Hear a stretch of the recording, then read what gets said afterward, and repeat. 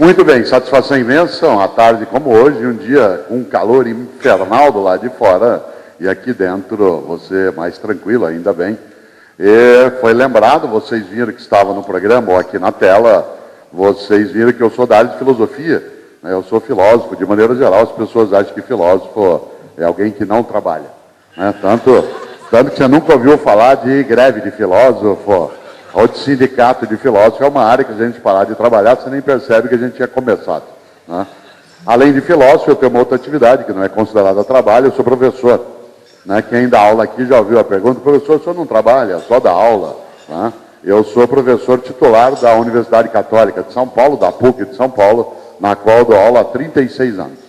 Também sou professor da Fundação Dom Cabral há 18 anos e fui professor da GV por 15 anos. Então eu não trabalho em vários lugares.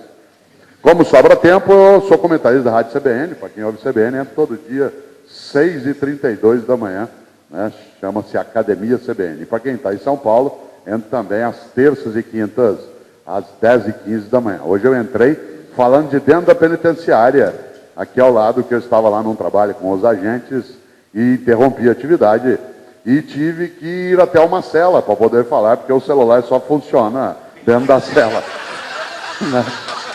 E é interessante, né? Na área que eu estava não pegava nada. E eu fui até uma cela e falei direto da cela.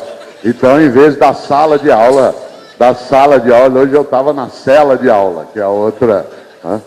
E eu gosto demais da possibilidade dessa reflexão que faremos agora à tarde. Para o teu desespero, eu vou falar até 15 horas e 30 minutos.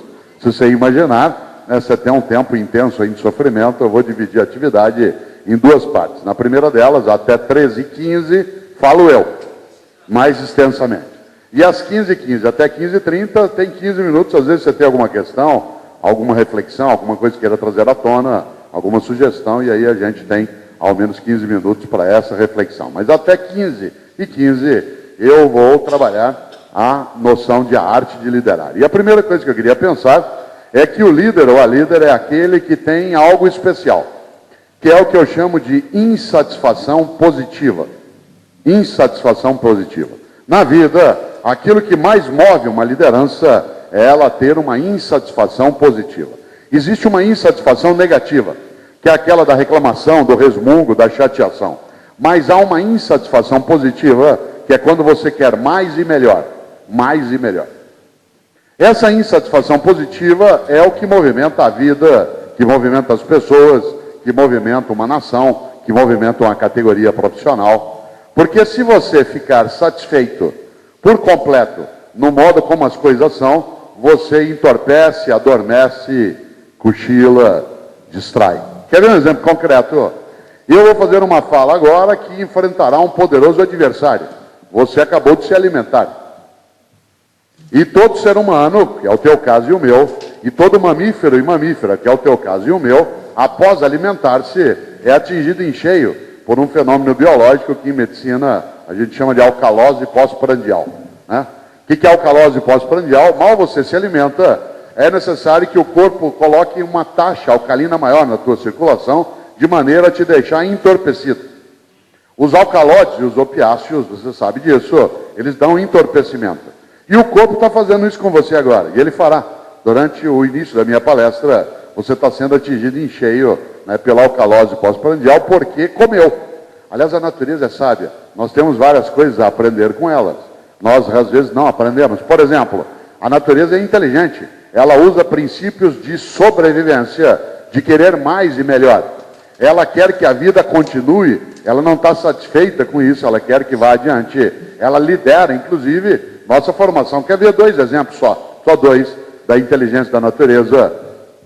Todo animal, que é o teu caso ou o meu, todo animal, no caso de uma situação de perigo extremo, que tiver que fugir, a primeira coisa que você tem é contração esfincteriana. Qualquer animal que tiver numa situação de perigo, que você tem que se proteger ou sair correndo, você tem contração esfincteriana, e aí na hora você libera carga inútil. Né? Tudo que você não precisar, vai embora. Vai para o meio das pernas, mas vai. Qual é o princípio de inteligência que está por trás? Você tem de correr, por que correr carregando algo que já não serve mais?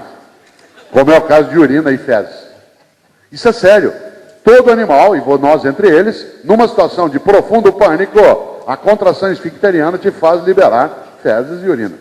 Porque aí você vai embora sem carregar nada numa situação de fuga que não tem necessidade de sê-lo. Princípio de inteligência. Aliás, nós temos que aprender na vida com isso. A gente tinha que liberar algumas cargas inúteis da nossa cabeça, da nossa nação, da nossa companhia, etc. Aquilo que você já não precisa, e não há porquê continuar carregando aquela bosta toda, né, desse jeito.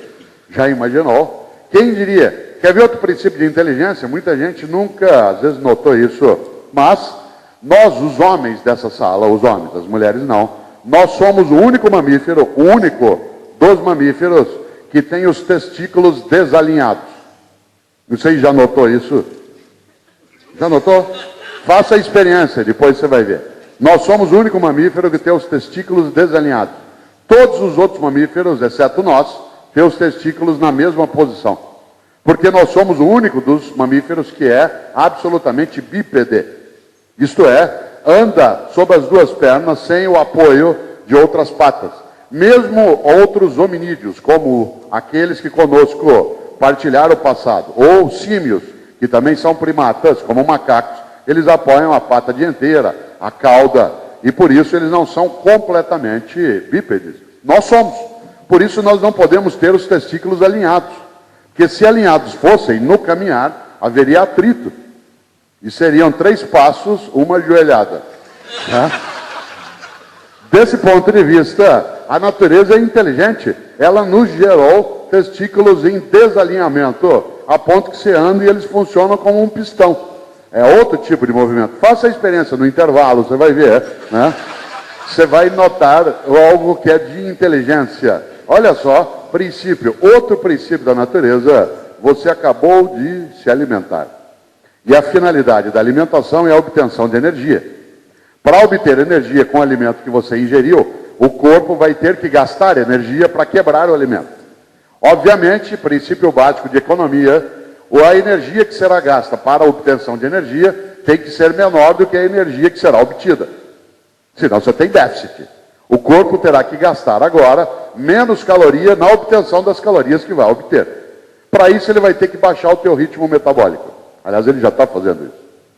Ele aumentou a circulação alcalina na tua estrutura metabólica. E a partir de agora, você começou a entrar em estado de entorpecimento.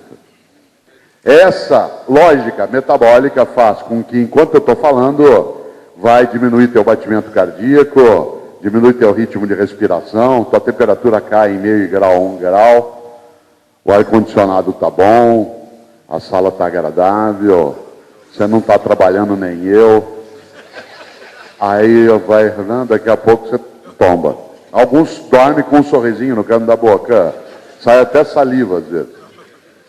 Não me incomoda que você durma um tempo, por uma razão. Esse sono da alcalose pós-prandial, ele é incoercível. Isto é, não há como controlá-lo. Por isso não tente controlar, porque se você tentar controlar, você vai perder a palestra.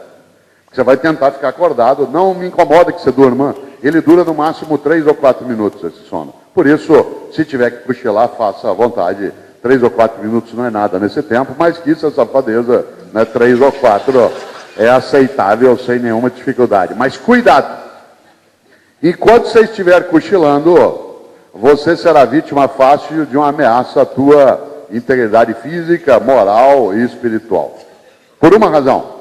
Todas as vezes que você está atingido em cheio por um estado de satisfação e alimentar-se, sentar no ar-condicionado, ouvir alguém falando, você parado, dá uma satisfação imensa e a satisfação paralisa, adormece e entorpece. Cuidado com a satisfação por completo. Um filme bom é um filme insatisfatório. Na hora que ele acaba, você fica olhando para a tela, você queria que ele continuasse. Um livro bom é um livro insatisfatório. Na hora que você acaba, você fica com ele na mão, você queria que ele fosse adiante. Uma aula boa, uma palestra boa é insatisfatória. Quando ela acaba, você diz com a tela, gostei demais, estou insatisfeito, quero mais. Existe uma insatisfação positiva, que é aquela que leva adiante a vida, a história, o processo. Um sindicato inteligente com lideranças inteligentes é aquele que trabalha a insatisfação positiva. Existe, repito, a insatisfação negativa, que é a da reclamação, do resmungo, da chateação. Por isso, grande conselho de um mineiro especial, né, que foi Guimarães Rosa. Né? Tem mineiro aqui na sala? Quem é mineiro? Isso, você nem se identificou. Mineiro costuma fazer isso. Não diz que é mineiro. Alguns sim, mas o outro fica quieto. É sinal que é mineiro mesmo. Né? Mineiro é muito inteligente e, portanto, é dissimulado. Né? Nunca o mineiro diz de onde ele é. Ele é sempre de perto de... Né? De onde você é? Sou de perto de Juiz de Fora, perto de Barbacena, perto de Uberlândia. Ele nunca é de um lugar. Mineiro é tão inteligente, Neto, que dois mineiros estão conversando. Esse é um bom lema para vocês, para a campanha de 2014. Um mineiro está conversando com o outro e fala assim: e aí, compadre, o que você acha de nudez? Ele fala: eu sou a favor, né? Melhor nudez que no nosso, né? Pois bem, Chico Xavier, um grande mineiro, Guimarães Rosa, outro grande mineiro, Drummond de Andrade, que faria 100 anos, né, o ano passado, outro mineiro importante, gente de peso. Mas Guimarães Rosa, que era médico e entendia também de natureza, diz uma coisa que tem a ver com isso que eu estou falando. Guimarães dizia, e é verdade, o animal satisfeito dorme. O animal satisfeito dorme. As mulheres sabem o que é isso. A satisfação paralisa, a satisfação adormece, a satisfação entorpece. Desse ponto de vista, atenção, primeira grande questão na arte de liderar: o líder ou a líder é aquele ou aquela que trabalha a insatisfação positiva, que é querer mais e melhor. Quando você está satisfeito, você sossega, distrai, cochila, relaxa. E é um perigo. Isso significa que querer mais e melhor é uma virtude. Qual é o nome dessa virtude? Ambição. Cuidado, não confunda ambição com ganância. Uma pessoa ambiciosa é aquela que quer mais e melhor. Uma pessoa gananciosa é aquela que quer só para si, a qualquer custo. A ambição é uma virtude, ganância é um vício. O exagero da ambição gera a ganância. Por exemplo, eu, Cortella, sou ambicioso. Quero mais capacidade, mais conhecimento, mais estrutura, mais saúde, mas não quero só para mim e nem a qualquer custo. Se tem um lema que eu não posso ter na vida é: fazemos qualquer negócio. Porque há negócios que, embora possam ser feitos, não devem ser feitos. Podem, mas não devem. É uma questão de decência. Desse ponto de vista, a regra é ambição, sem que ela seja ganância. Atenção, o líder ou a líder é aquele que desenvolve a capacidade ambiciosa e rejeita a ganância. Nós estamos vivendo hoje, se você imagina, ainda os reflexos fortes de uma crise econômica que se iniciou em 2008. E se você se lembra, a grande quebra da Bolsa em 2008 aconteceu no dia 24 de outubro. Hoje, em 2008, se você lembra, o Lehman Brothers quebrou em 15 de setembro. Na sequência, babou a IG Seguradora, a General Motors viu concordata, e no dia 24 de outubro de 2008, foi chamada de Sexta-feira Negra, porque foi quando a Bolsa começou a gerar essa crise imensa que nós estamos ainda hoje, que o Brasil não está imune, está protegido de uma certa forma, mas está na Europa rodando. A tal ponto que um governo está espionando o outro. A Angela Merkel está agora irritadíssima, né, porque ela está sob vigilância norte-americana nos celulares dela.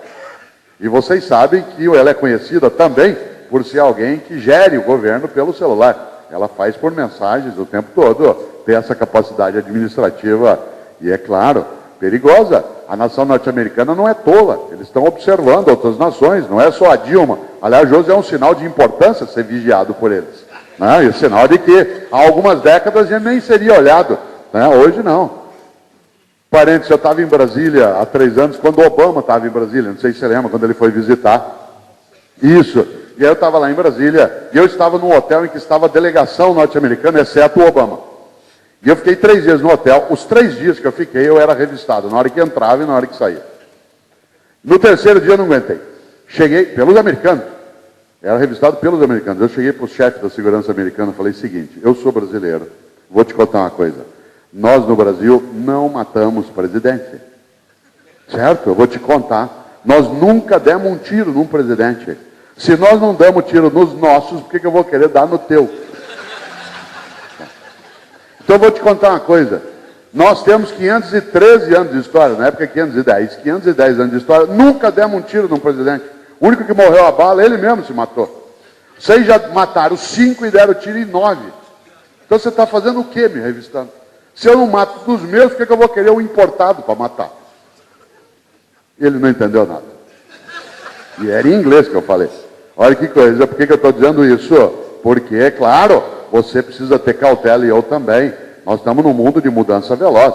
A liderança precisa ter capacidade de afastar a ganância.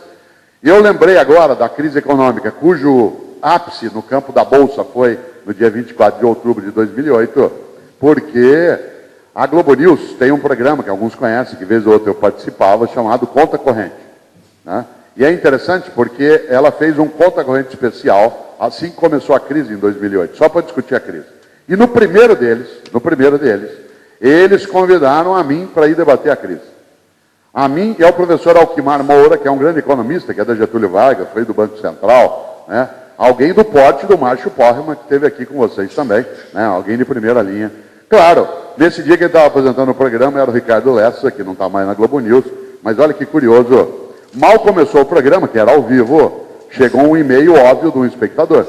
Pergunta dele, o que faz um filósofo num debate sobre crise econômica? Eu disse, amado espectador, eu tenho 2 respostas para você. A primeira eu vou dar agora no ar, a segunda eu não posso falar aqui porque ela tem um componente erótico. Né? Mas a primeira coisa eu posso dizer, eu estou absolutamente à vontade nesse programa sobre crise econômica por uma razão. Todos os economistas que eu vi até agora, todos, sem exceção, ao serem perguntados em relação à crise, o que acham que vai acontecer, todos disseram que não sabem o que vai acontecer. Pois bem, nem eu. Portanto, economista ou filósofo dá na mesma. Mas eu vou contar uma coisa para você, disse eu. Sabe por que os economistas não conseguiram entender essa crise? Porque ela não é uma crise de crédito, ela é uma crise de credibilidade. Se ela fosse uma crise econômica, era fácil, ela é uma crise ética. O mercado implantou o mais desastroso lema, que é fazemos qualquer negócio. E quando uma liderança, seja qual for, implanta essa lógica, como dizia um dia Mahatma Gandhi, olho por olho, uma hora acabamos todos cegos. Olho por olho, uma hora acabamos todos cegos. E nesta hora, claro, o mercado implantou a ganância como regra básica, em vez da ambição. Os derivativos, o subprime, a aceleração falsa do crescimento do valor imobiliário e assim por diante. Claro, só podia gerar o que gerou. O programa continuou. No intervalo, o Lécio falou assim, Cortella, você falou que tinha uma segunda resposta do espectador, você não podia dar ao vivo, você pode falar para mim? Eu falei, posso, pede para desligar o microfone, ele pediu para desligar. Ele falou, o que você acha que vai ser essa crise? E eu estava certo, infelizmente. Falei o seguinte, sabe como vai ser? Falei, você já transou com um gorila? Ele falou, é óbvio que não. Falei, então, nem eu. Mas pode ter certeza de uma coisa, no dia que você fizer, vai ser do jeito dele. É. Então, vou contar uma coisa para você.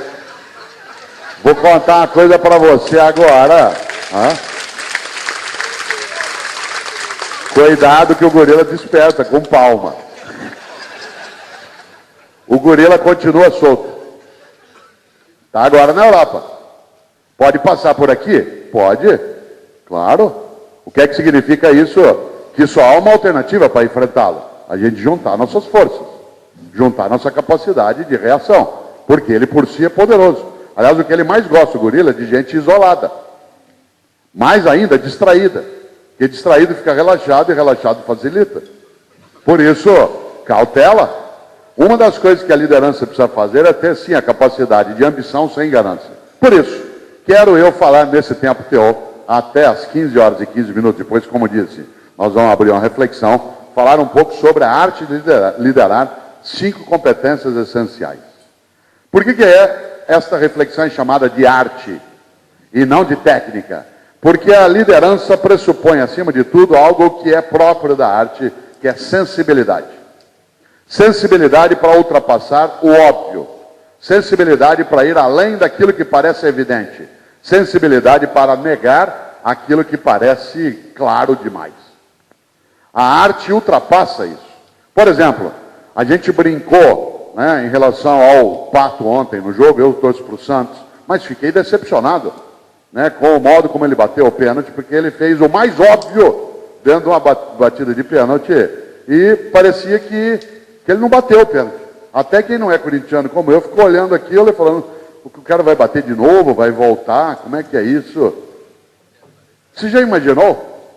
Aquilo é de uma obviedade. O jeito mais fácil de bater um pênalti é daquele jeito. Bater para o goleiro. Isso é de uma obviedade imensa. Por que nós admiramos o Cristiano Ronaldo? Por que nós admiramos o sueco, que é capaz de fazer gol de letra? Fez outro ontem. Por que a gente admira o Neymar? Porque ele vai contra o óbvio. Por que a gente admira e admirava muito o Pelé? Porque ele ia contra o óbvio. Aliás, ontem foi aniversário do Pelé. Pelé nasceu exatamente no dia 23 de outubro de 1940, portanto, alguém que ontem completou a idade de 73 anos. Olha que encantou tanta gente, mas ele ia contra o óbvio. Algumas pessoas dizem assim, o Pelé tinha o dom do futebol. Cuidado, porque muitas vezes se fala em dom da liderança. Cautela. Pelé tinha o dom do futebol? Nada. O dom que ele tinha era o Dondinho, que era o pai dele. Que fazia ele treinar 2 horas a mais por dia quando o treino do Santos acabava. Dom nada. Ele tinha uma habilidade que teve que ser desenvolvida. Não é uma coisa que nasceu com ele. Tem gente que fala, você tem o dom da liderança. Imagina, a liderança é uma coisa que se desenvolve com sensibilidade, prática. Você imagine. Não é o que nasce pronto. O cara precisa fazer, errar bastante, voltar, praticar, suar. Como diz a clássica frase, que alguns atribuem ao Oscar, outro ao Tiger Woods, cada dia é um, é assim, quanto mais eu treino, mais sorte eu tenho. Quanto mais eu treino, mais sorte eu tenho. A coisa que mais me chateia numa palestra é quando ela termina e alguém chega e fala assim, Cortella, você tem o dom da palavra. Dá vontade de xingar o cara. Como ter o dom da palavra significa o quê? Que eu não tenho mérito nenhum, que eu não fiz esforço algum, que Deus me chamou e falou, vem aqui, você que vai falar em público.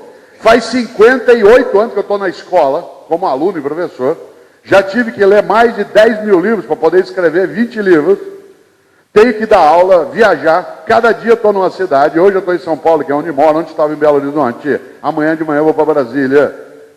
Você trabalha, erra, se equivoca, volta atrás, aprende, senta, aprende e volta de novo. E a pessoa vira e diz, você tem o dom da palavra. Significa o quê? Que você não tem mérito algum? Claro que não. Por isso volta exatamente a esse polo. A arte é alguma coisa que exige sensibilidade para ir além do óbvio. Uma liderança é aquela que ultrapassa o óbvio. O óbvio nos aprisiona. No Brasil nós gostamos um pouco do óbvio. Isso é um risco. Quer ver um exemplo? A música brasileira que mais tem versões fora do Brasil é Aquarela do Brasil. Do estupendo Ari Barroso, um mineiro nascido em Ubá, lá na zona da mata. Olha que coisa, a música tem um verso incrivelmente óbvio, que a gente canta e não lembra. Há uma hora na música que se canta assim, esse coqueiro que dá coco. Qual seria a outra possibilidade num coqueiro? Ou dá coco ou não dá. Ou dá coco ou não dá. Agora a gente canta, esse coqueiro que dá coco, parece espantoso, um coqueiro dando coco.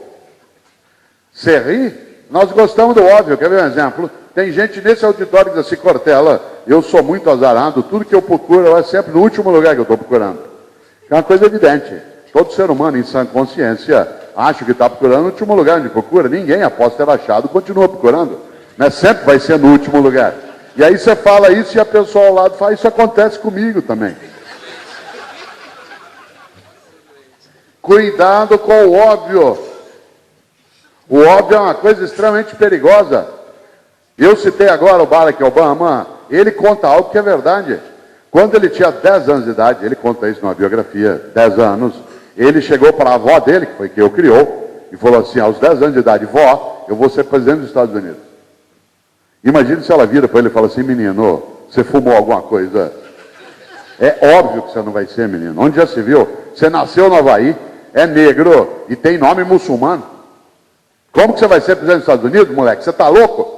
Sai para lá, menino. Você está maluco? Você chama Barack Hussein Obama, é afrodescendente e nasceu no Havaí. O que ela falou para ele? Segundo ele, vai que você pode. De onde ele tirou o lema, yes we can. Claro que não bastou ele querer para acontecer. Ele precisou estudar, lutar, brigar, aproveitar a política de cotas afirmativas nos Estados Unidos, entrar em Harvard, fazer direito. Aliás, porque não fosse as cotas lá, não haveria Obama, Colin Powell, Condoleezza Rice, quer dizer, uma série de homens e mulheres, né, que conseguiram, numa política que foi emergencial, e como toda política afirmativa tem que ser por um tempo, mas ela aconteceu. Se você imaginar, nós estamos falando de uma nação que até há 40 anos ainda tinha segregação por lei. Hoje, 24 de outubro, é aniversário de morte de um símbolo da resistência racial nos Estados Unidos, que é Rosa Parks. Se vocês se lembram de história, Rosa Parks foi a primeira mulher negra que se negou a levantar do banco do ônibus para um branco sentar. Porque, por lei, cada vez que um branco entrasse no ônibus, tivesse um negro sentado, ele tinha que levantar, senão ele era preso. E Rosa Parks, uma costureira, ela se negou, no dia 1º de dezembro de 1955, ela se negou a sair do lugar, e foi presa, e foi para a cadeia. E começou um movimento nos Estados Unidos que um dos advogados que liderou foi o grande, né, Martin Luther King, que era um jovem, né, que saiu ajudando a compor. Rosa Parks morreu exatamente em 24 de outubro, né, do ano de 2005, um símbolo nessa história, uma nação que até há pouco tempo segregava, uma nação poderosa que tem as melhores universidades do planeta, ainda assim ela tinha os piores horrores em relação à convivência. Nesta hora, que ironia, né, Rosa Parks morreu, aliás, em Chicago, a cidade em que se incendiou a fábrica com as mulheres dentro e que gerou outras coisas que todo mundo conhece. Portanto, há uma série de junções nisso que a gente não pode esquecer. Disse a avó do Obama, vai que você pode. Que coisa. Se eu dissesse para vocês o que eu vou dizer agora, olha só, se eu dissesse isso no dia 24 de outubro de 1993, isto é, há exatos 20 anos. 24 de outubro de 1993, se eu dissesse para vocês o que eu vou dizer agora.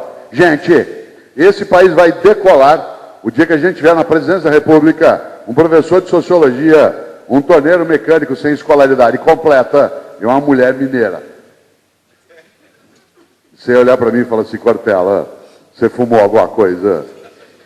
Você está louco, é óbvio que isso não vai acontecer. Você está babando, como que isso pode acontecer? Onde já se viu? Atenção, goste de você ou não das pessoas que eu estou mencionando, isso é uma questão tua. Isso é um fato.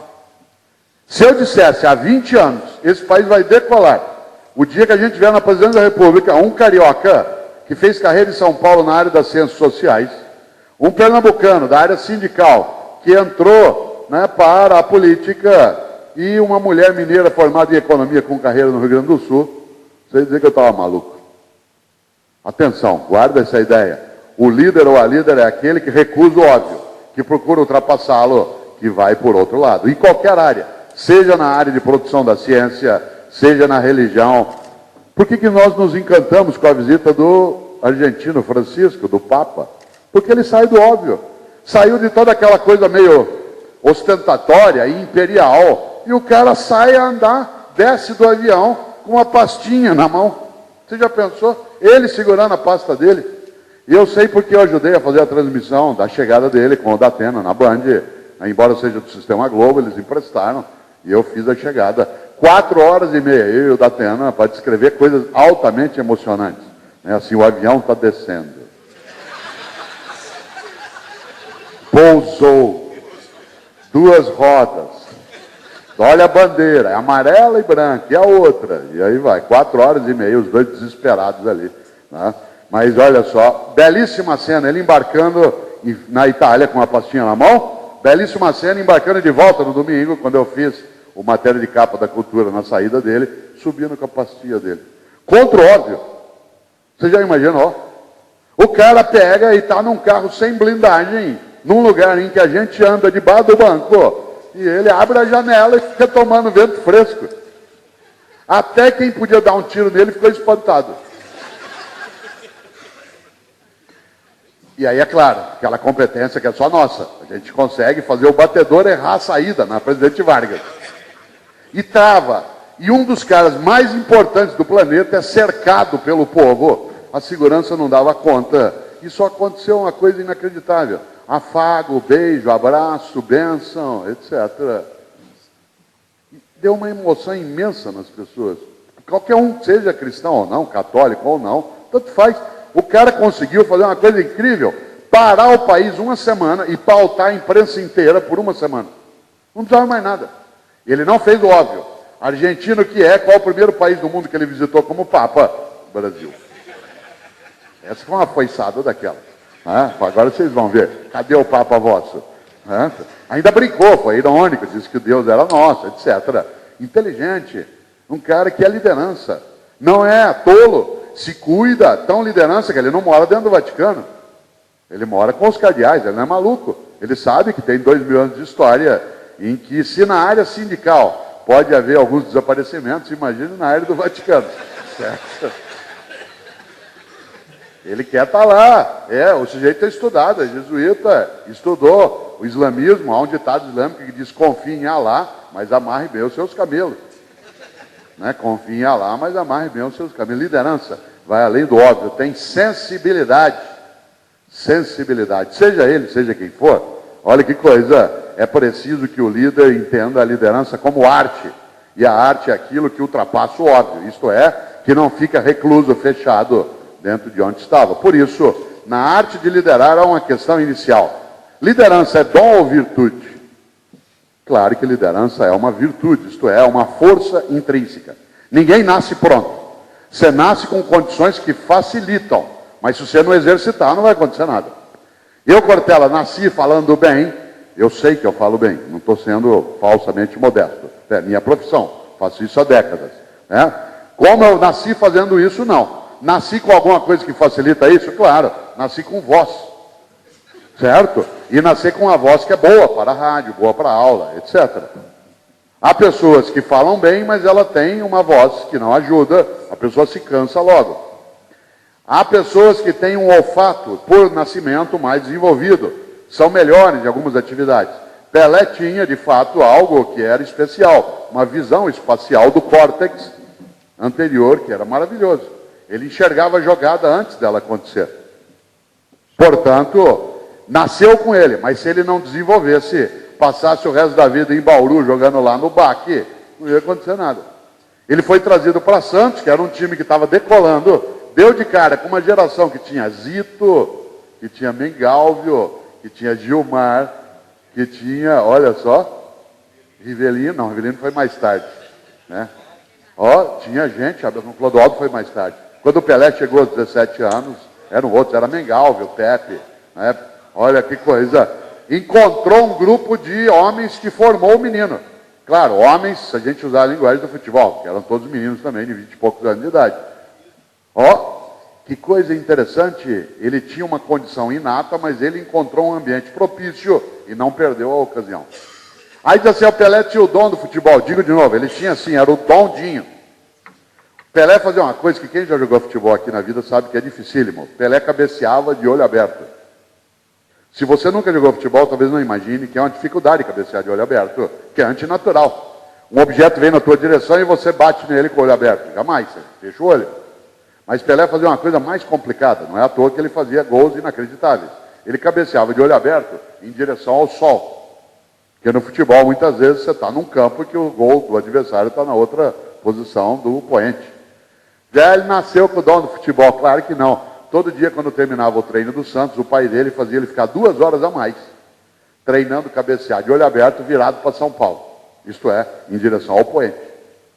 Aí, claro que ele aprendeu. O que é inato nisso? A visão espacial. O que é inato em mim? A capacidade vocálica. O que é inato em algumas pessoas? Uma capacidade de bom ouvido e música. Vocês conhecem um grande homem, um músico brasileiro estupendo, que é Arthur Moreira Lima, um dos nossos maiores pianistas.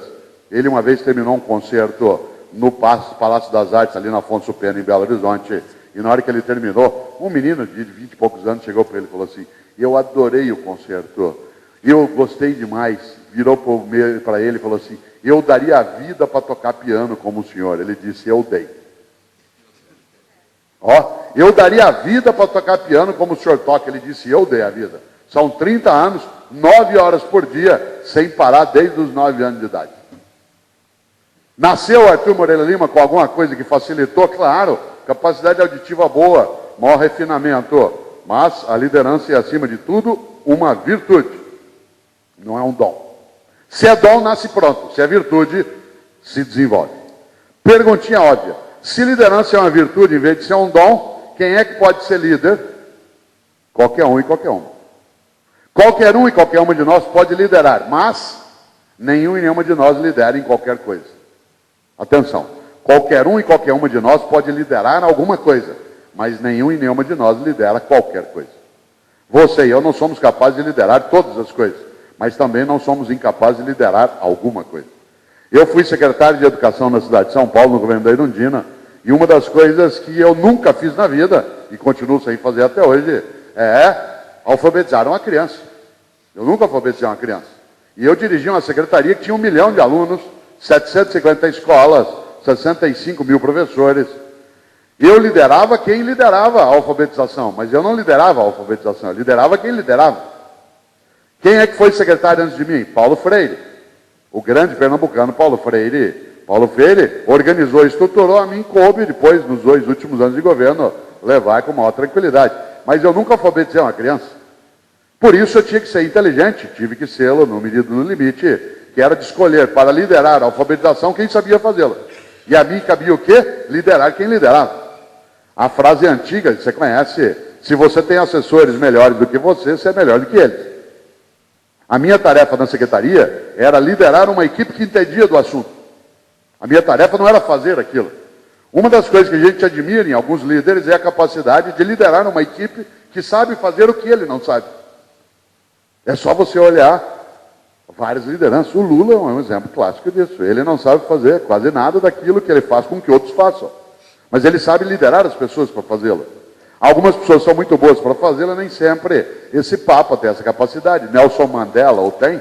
Se você olhar na história, né, Getúlio Vargas, com todas as encrencas que se pode ter, era alguém que era capaz de liderar pessoas que podiam liderar o que ele não sabia fazer.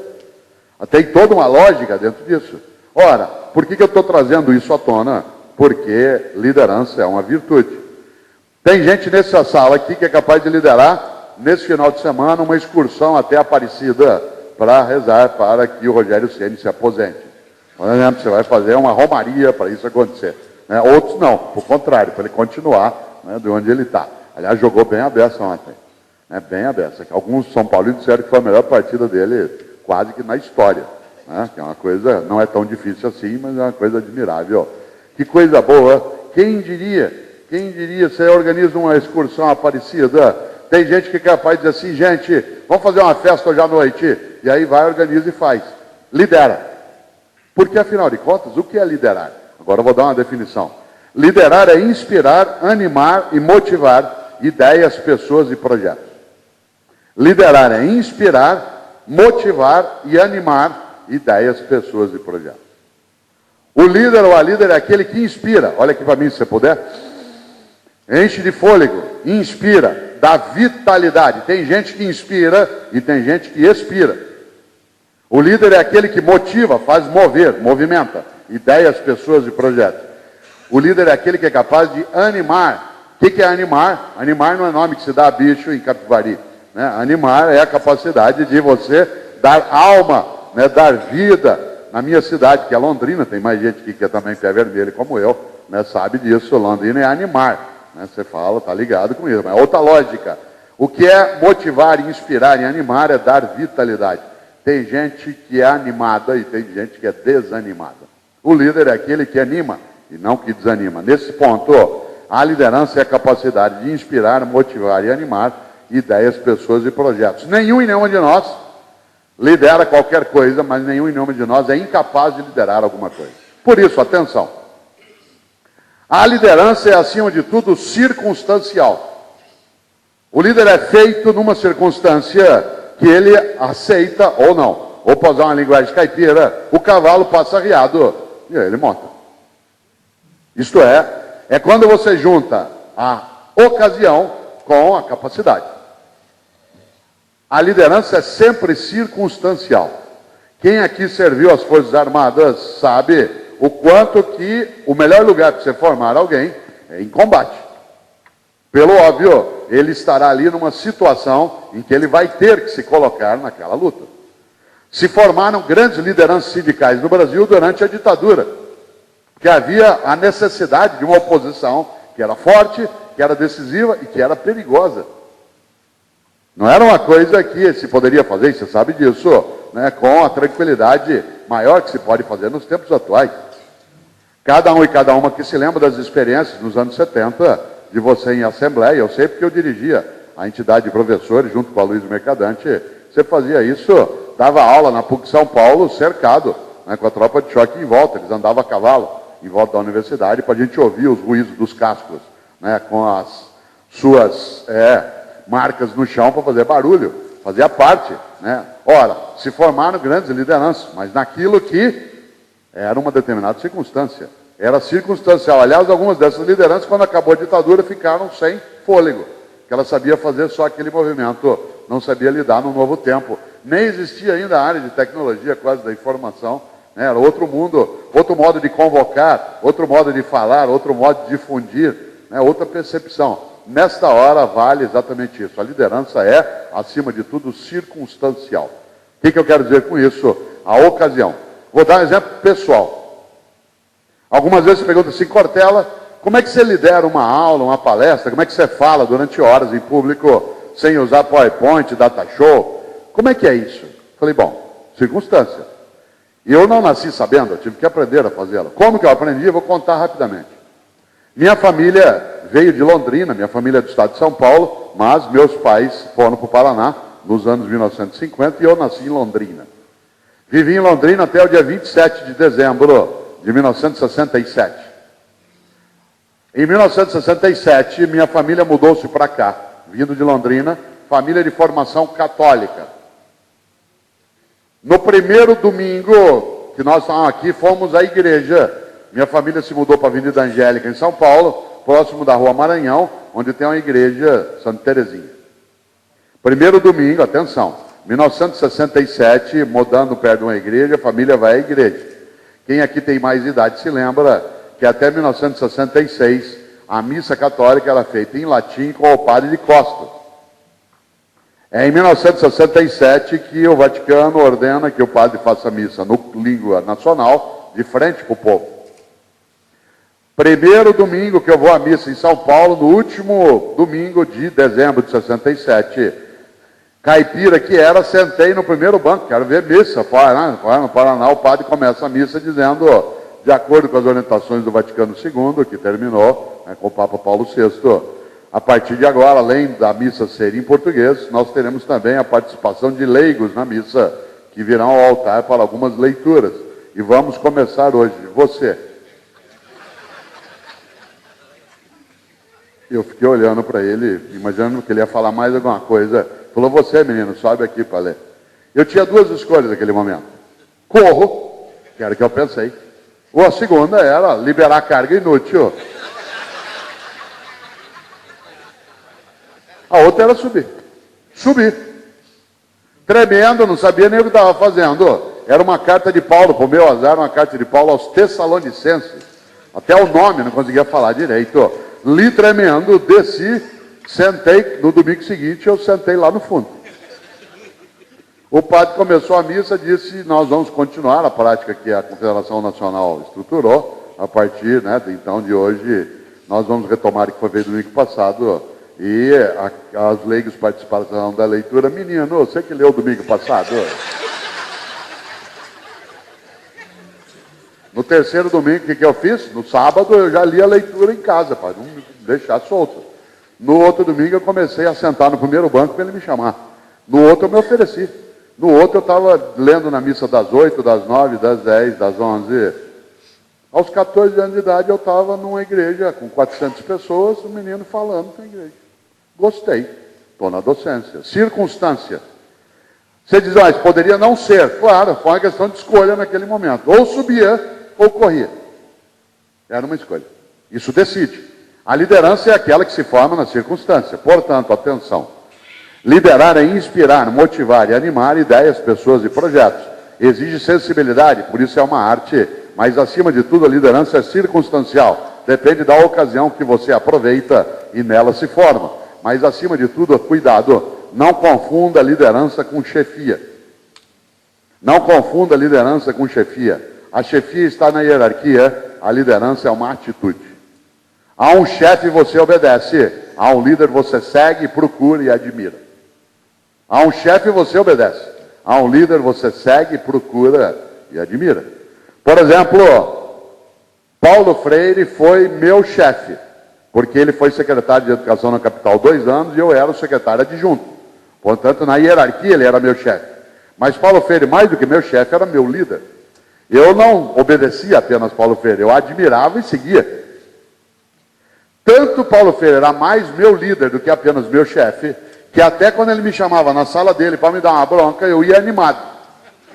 Não ia feliz, não ia alegre, não ia sorrindo, mas ia sem perder a animação, sem perder a alma, porque eu sabia que eu ia sair da sala dele melhor do que eu tinha entrado. Porque Paulo Freire, como todo bom líder, corrigia sem ofender e orientava sem humilhar. Porque a liderança corrige sem ofender e orienta sem humilhar, porque ela não precisa demonstrar poder. O poder do líder está nas ideias, na inspiração que ele oferece. Ele não precisa ter um poder apoiado na hierarquia. Um bom professor, se for sê-lo, é aquele que não precisa organizar conduta de disciplina no cotidiano. Ele é admirado e por isso as pessoas o ouvem, não porque ele manda calar a boca, mas porque elas não querem perturbar algo que elas estão admirando e, portanto, elas estão atentas fazendo aquilo. Nesta hora, isso vale para várias atividades. Não se confunda liderança com chefia. Claro, há muitos líderes que não são chefes, muitos chefes que não são líderes. Há um líder, repito, você admira, procura. Há um chefe, você obedece. Aliás, a frase é clássica, manda quem pode, obedece quem tem juízo. Há uma pessoa que é só teu chefe, e em vez de ele te inspirar, ele te expira. Tira teu fôlego. Se eu sou só teu chefe dentro, por exemplo, do sindicato, chamo você para falar comigo, alguém fala assim, ó, a Cortella está te chamando. A primeira coisa que você faz é assim, saco. A segunda, você vai até a minha sala e antes de bater na porta, faz assim, ó. Aí você bate, fala assim, o senhor chamou? Aí eu tenho que falar logo, senão o seu riso não sustenta. Né? Na hora que eu paro, fala alguma coisa, você tranca a porta, se der, você faz assim, ó. É que hoje tem câmera, mas antes de fazer assim. Frase de para-choque de caminhão no Paraná, na subida você me aperta, na descida nós acerta. Certo? Na subida você me aperta, na descida nós acerta. Atenção, o que eu falei até agora, para o teu desespero, ainda falta para você, olha só, 24 minutos para eu parar de falar. Daí a gente abre. Liderar é inspirar, animar e motivar ideias, pessoas e projetos. O líder ou a líder é aquele que vai além do óbvio, tem sensibilidade. Liderança é circunstancial, ela é uma virtude que tem que trabalhar algumas coisas que você tem já de origem. Ela é, acima de tudo, algo que está, não no nível da hierarquia, por isso liderança não é um cargo, é uma função, não é hierárquica. E a última coisa dentro disso aí, eu vou falar de 5 competências essenciais bem rapidamente, que eu estou preparando todas elas até agora. Liderar é, acima de tudo, algo ligado à experiência. Liderança está vinculada à experiência. Agora, cuidado com a armadilha. Experiência não está ligada à idade. Não se mede a experiência pela extensidade de tempo, mas pela intensidade de prática.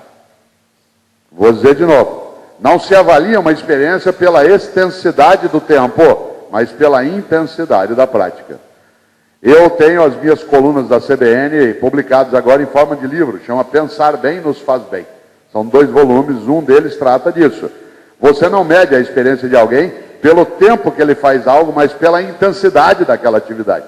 Exemplo, tem gente que dirige carro há 30 anos e tem menos experiência do que alguém que dirige carro há 5 anos.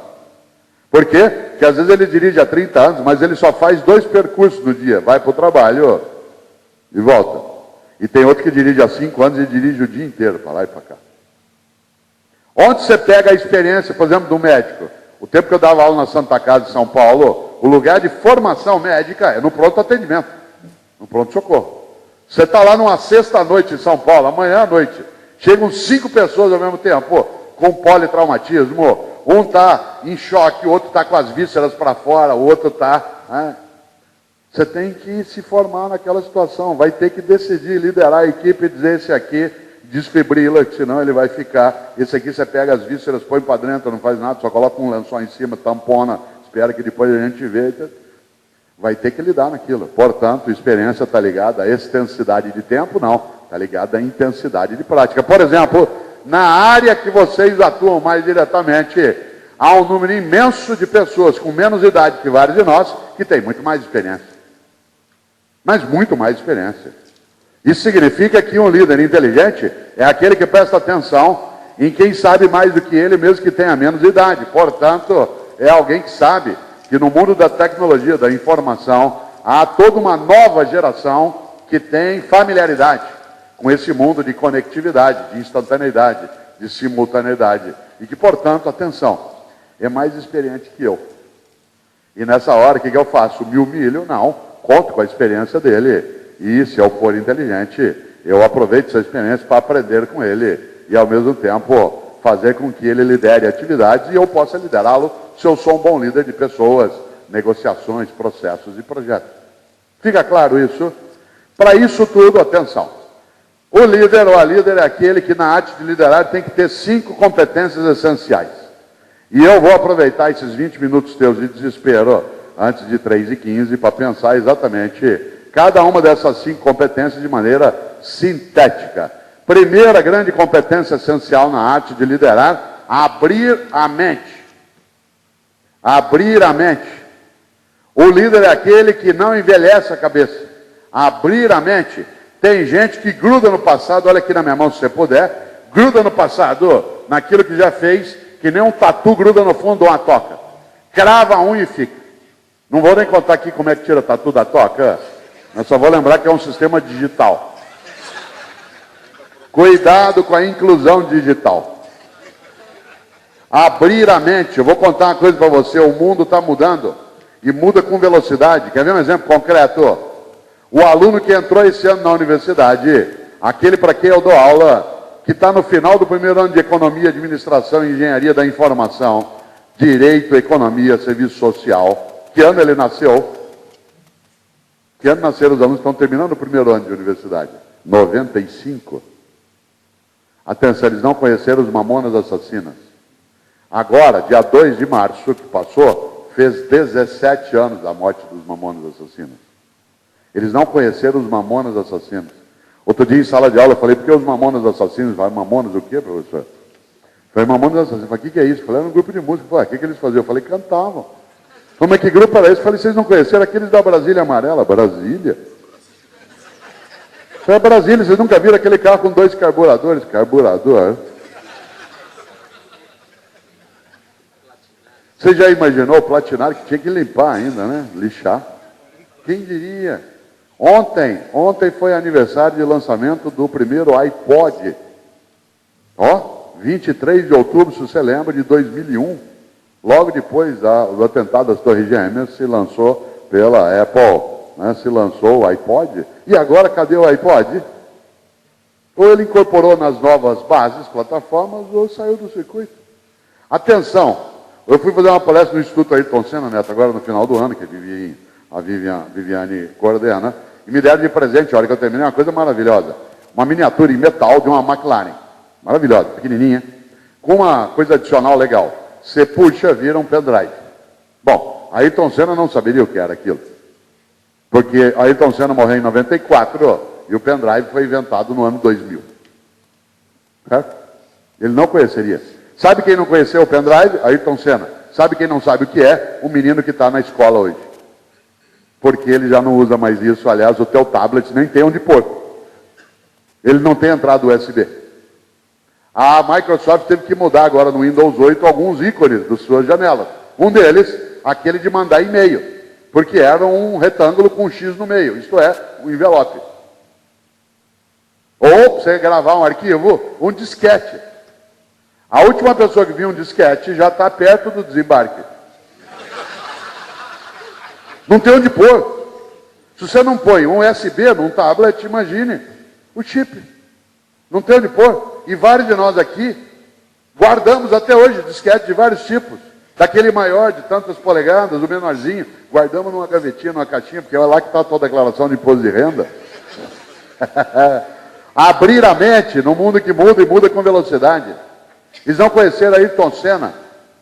Aliás, o jovem que está hoje na universidade, já imaginou se fazer uma campanha, por exemplo, na área sindical, colocando para você comemorar, a hora que a campanha salarial dá certo, a canção da vitória. Eles ficam olhando. Não faz sentido. Eles não entendem. Ninguém no Brasil com menos de 30 anos, entende por que alguns de nós assistimos corrida de Fórmula 1 aos domingos? A última vez que o Brasil ganhou o campeonato de Fórmula 1, esse ano faz 22 anos. A última vez que nós ganhamos faz 22 anos. Foi Ayrton Senna em 1991. 91, o presidente do Brasil era o Collor. A União Soviética ainda existia com o Gorbachev. E a inflação no Brasil é de 4.500%. Você já imaginou? E aí nós estamos falando de um tempo. A liderança é aquela primeira coisa que é capaz de abrir a mente. Essa é uma competência essencial no mundo que muda. Vou voltar aqui a algo que eu gosto. Albert Einstein dizia isso. Tolice é fazer as coisas sempre do mesmo jeito e esperar resultados diferentes. Tolice é fazer as coisas sempre do mesmo jeito e esperar resultados diferentes. Por isso, primeira grande competência essencial das 5 que eu vou sintetizar, abrir a mente. Segunda grande competência essencial, elevar a equipe, elevar o grupo. O líder ou a líder é aquele que quando ele cresce, as pessoas crescem com ele, na possibilidade, na condição, no projeto e no sonho. Não é líder aquele ou aquela que quando cresce, cresce sozinha. Porque esse é um oportunista. Não é alguém que aproveita a oportunidade, ele é oportunista. Você conhece gente oportunista, que é gente que te usa para as coisas dele. E um líder se desqualifica se ele for oportunista. Você e eu odiamos gente que nos usa e depois que consegue algo nos descarta. Você tem parente que é assim. O cara nunca te liga. Se ele te liga, ele vai pedir alguma coisa. Você sabe. E hoje que o celular identifica, tocou agora, olhou, vai pedir alguma coisa. O cara nunca liga para oferecer um saco de manga, né, 2 queijos que ele ganhou. Não, é sempre para pedir alguma coisa. Por isso, você e eu não gostamos de gente que nos usa, que é aquilo que a gente chama de trapezista do circo antigo. No circo antigo, você segurava a escada, o trapezista subia. Quando ele chegava lá no alto, ele empurrava a escada, ninguém subia mais.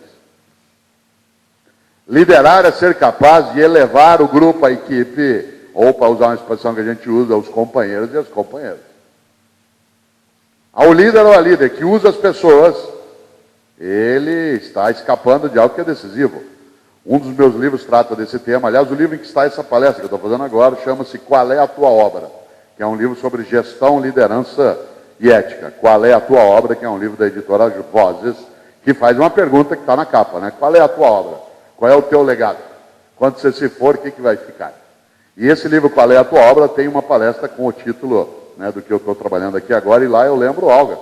O poder, a tarefa do poder é servir, não é se servir. Todo poder que em vez de servir, serve a si mesmo, esse é um poder que não serve. Seja o poder docente, o poder do magistrado, o poder sindical, o poder empresarial. A tarefa do poder é servir a uma comunidade, a uma causa, a um grupo. Todo poder, repito, que em vez de servir, serve a si mesmo, esse é um poder que não serve. Falei eu de 2 competências essenciais na arte de liderar. Abrir a mente. Segunda, elevar a equipe. Terceira das 5, inovar a obra. Inovar a obra. Nós estamos num mundo que muda e muda com velocidade. Quer ver um exemplo? A velocidade é tamanha que você perdeu a percepção de fatos. Quer ver um exemplo concreto? Em que ano foi executado Saddam Hussein? Você conheceu Saddam Hussein? 2006. Agora em dezembro fará 7 anos da execução de Saddam Hussein. O aluno que entrou esse ano na universidade não assistiu a um filme antigo, não sei se chegaram a ver, um filme chamado Titanic.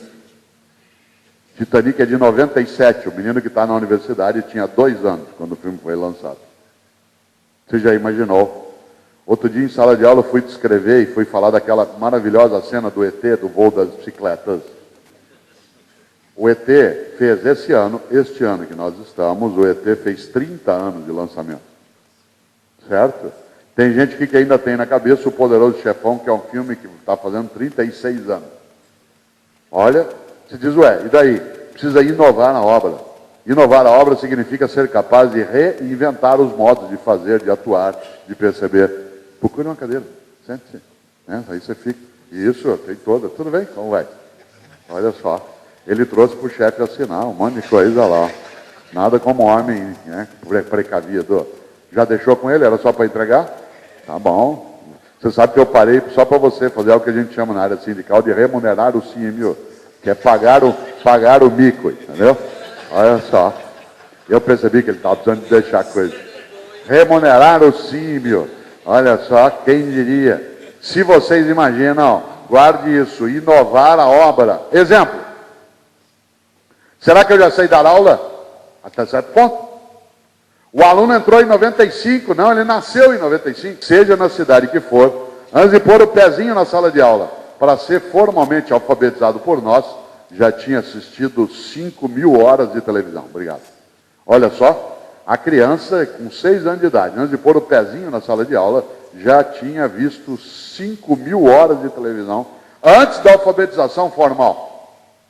Ele viu Discovery Channel, ele viu National Geographic, ele viu Globo Repórter, ele viu novela, ele viu filme de violência, ele viu horário eleitoral, ele viu programa de auditório, ele viu publicidade, ele viu CPI, ele viu o julgamento da ação penal 470, ele viu filme pornográfico, ele viu debate, ele viu Big Brother Brasil altamente pedagógico, ele viu propaganda, ele viu Chaves, ele viu cena do atentado às Torres Gêmeas de Nova York, que ele não tinha nascido, ele viu imagem da ocupação do Iraque, ele viu imagem do tsunami na Ásia em 2004, ele viu o jogo do Corinthians, todo tipo de horror que você puder imaginar, ele assistiu.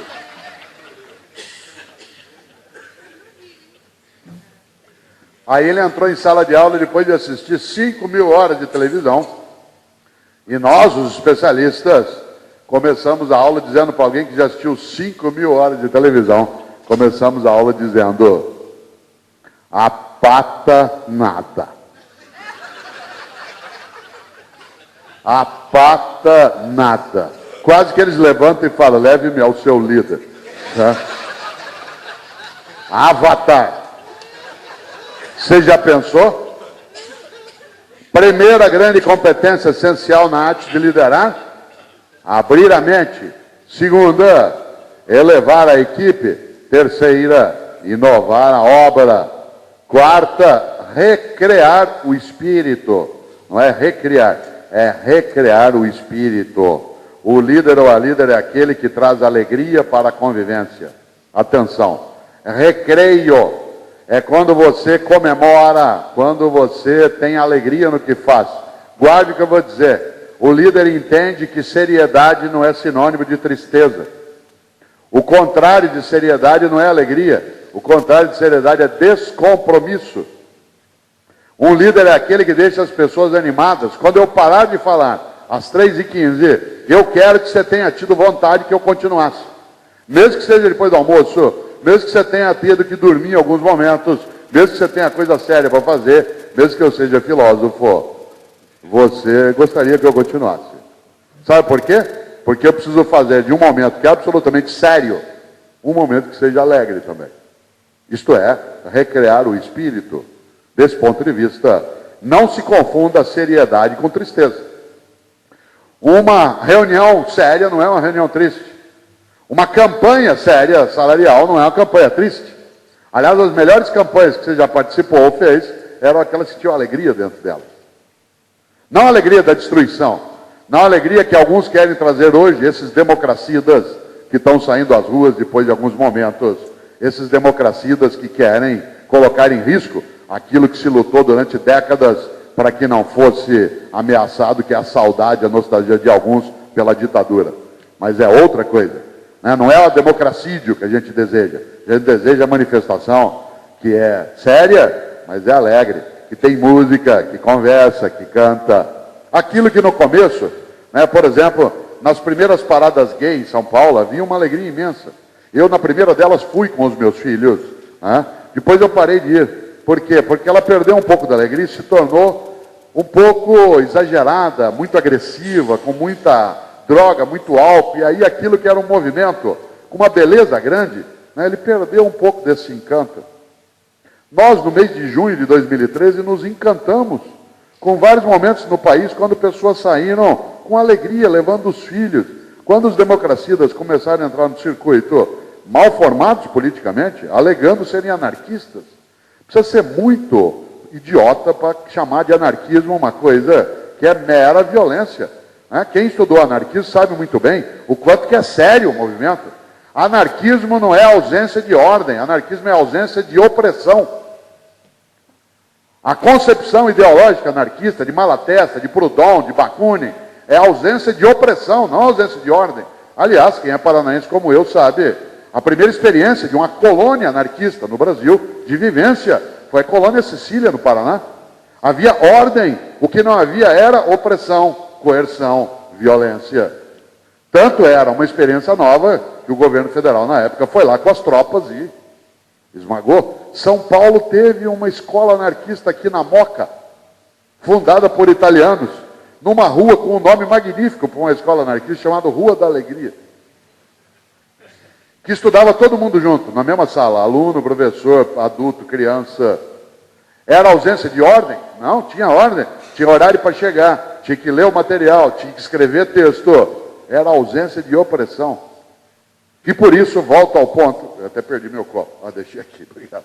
Volto ao ponto, olha que coisa interessante, recriar o espírito. Falei eu de 4, vou para a 5ª e última competência essencial. Primeira delas, abrir a mente. Segunda, elevar a equipe. Terceira, inovar a obra. 4ª, recriar o espírito. 5ª, empreender o futuro.